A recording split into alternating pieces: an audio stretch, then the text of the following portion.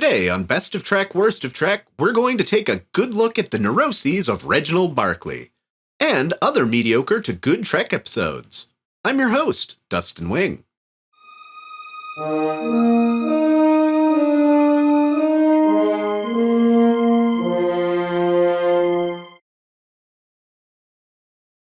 We're starting things off with a two-parter today at numbers 434 and 433, Father's Pride, or Birthrights Part 1 and 2. We should be off to a good start to a crossover episode with Enterprise docked at DS9. But Morn in the background and Bashir are the only pieces of the DS9 puzzle we get. And only a nod to Chief O'Brien needing to work on the replicators without showing his face on his original show. Bashir is caught screwing around with the power in sickbay trying to interface some random piece of technobabble from the Gamma Quadrant, since Cardassian tech sucks. After he's discovered, Data and Geordi decide the best place to play with an unknown device is right next to the warp core.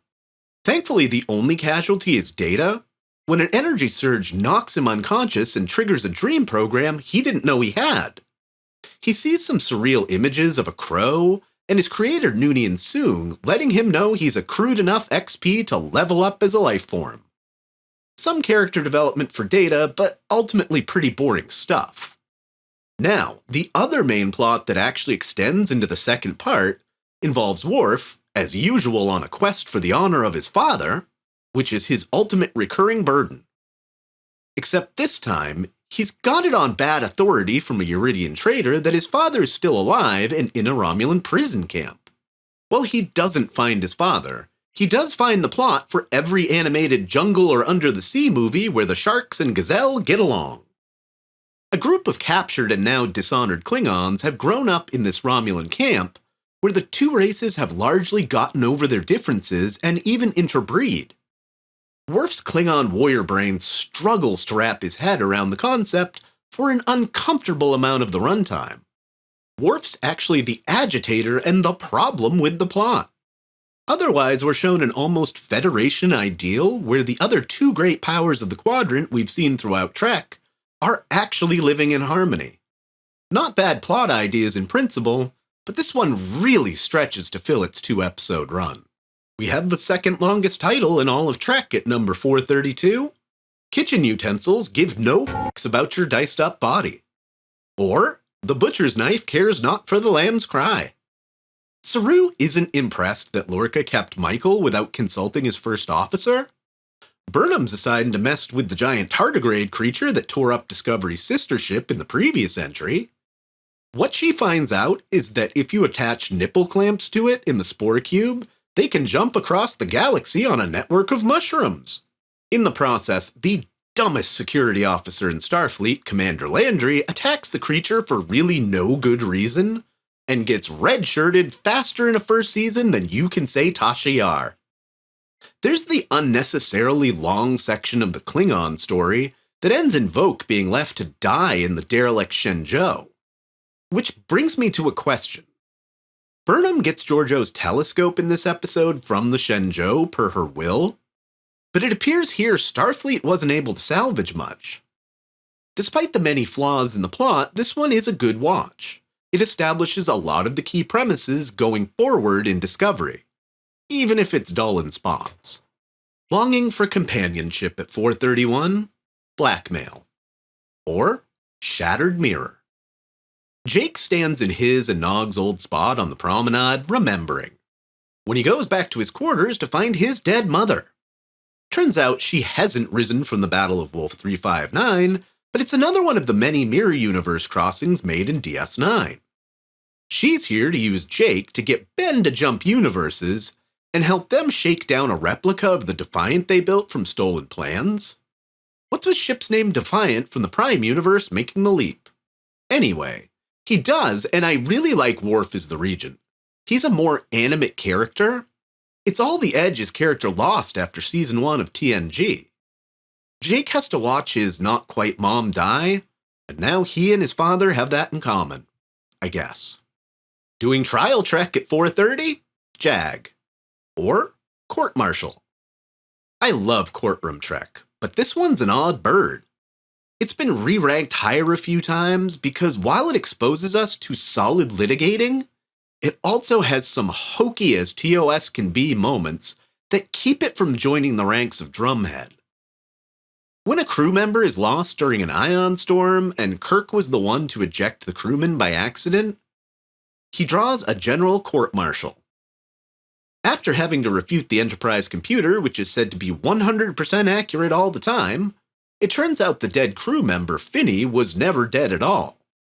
He was trying to get Kirk in hot water to get back at him for calling him out for major oversight years before, that cost him promotion over the years. There's a lot of nice backstory for Kirk, but unfortunately, as TOS often does, this one gets in its own way far too often. Starting with a dedicated button for launching an ion pod next to the red alert button on the captain's panel. Really, the thing worth watching is Kirk's book-reading disheveled lawyer, as he poetically turns the tide of Kirk's trial in his favor. Having its browser history exposed at 429, Holodiction, or Hollow Pursuits. I'm just going to say this now. Dwight Schultz is an acting treasure. He can hit basically any emotion and convey it beautifully. Here, he's only confident with holodeck fantasy versions of the crew around him that he has trouble interacting with. Riker, Deanna, and Geordi have to intervene when it completely impacts his work and breaks up his fantasy world. There's a highly mediocre other plot going on about a compound that's turning parts of the ship to goo to break up this mental health episode. Deanna is actually on point as a counselor in this one, but is even more interesting to watch as the goddess of empathy. Becoming predators or prey at 428, Devolving, or Genesis. In another episode kicked off by the neuroses of Reg Barclay, he's also a hypochondriac that makes Crusher believe he's actually got something, and then she whips up a hypo of cure-all that starts a deadly yet comic chain of events on board. Some consider this as bad as Voyager's Threshold, since it's about the same understanding of biology. Despite its numerous all-phi, no-psi flaws, this is a solidly fun episode of Trek to watch. A little hokey, but ultimately satisfying just to watch the scene in the briefing room where Riker and Ogawa walk out like monkeys. Shout out to Troy for the OG look at Cetacean Ops.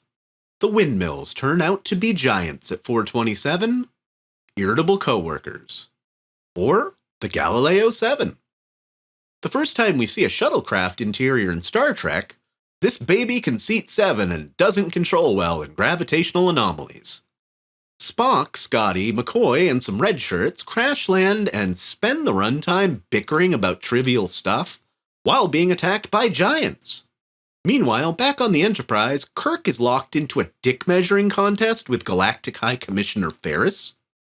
Spock manages to use pure logic and a pinch of luck to get the shuttle off the ground before they lose any more crew and are rescued just before they burn up in the atmosphere again.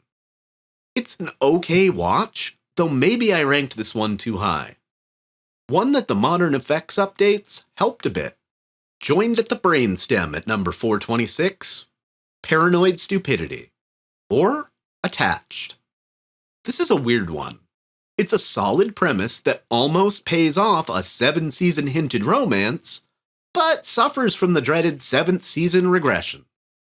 Picard and Beverly are kidnapped while visiting half a planet petitioning to join the Federation. Turns out they're in a centuries-long Cold War with the other half of the planet and are thoroughly unfit to join the Federation at this time.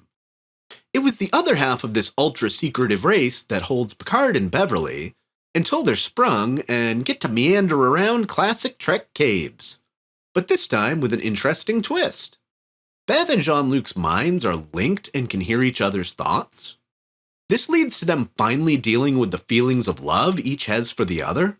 While by the end, it looks like this might go somewhere before the end of the season, the two just stay friends other than Q's alternate future where they were married and divorced. This actually gives Bev a chance to do some good acting before the end of the series. Being taken apart at the subatomic level is number 425. Reg to the rescue. Or Realm of Fear.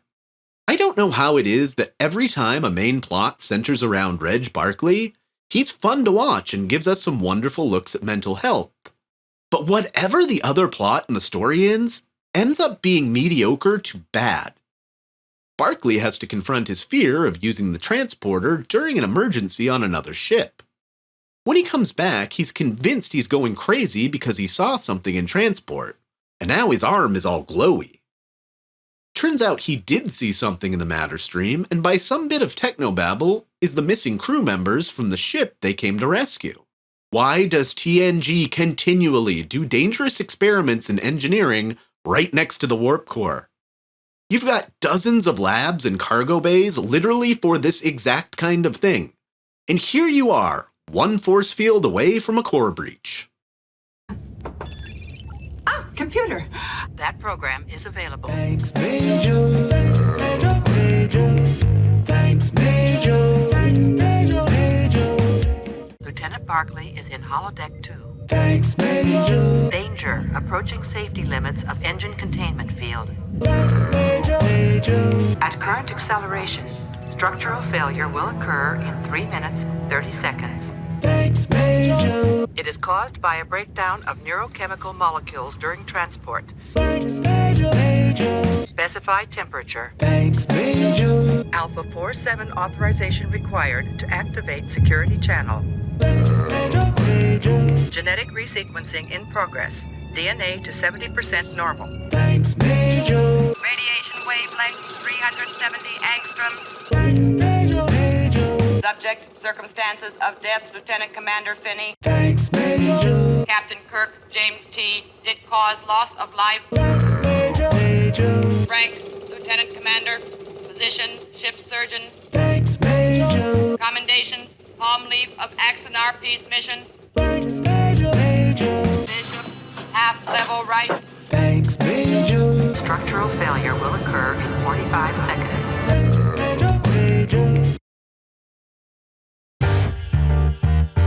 When the cats break loose, we could take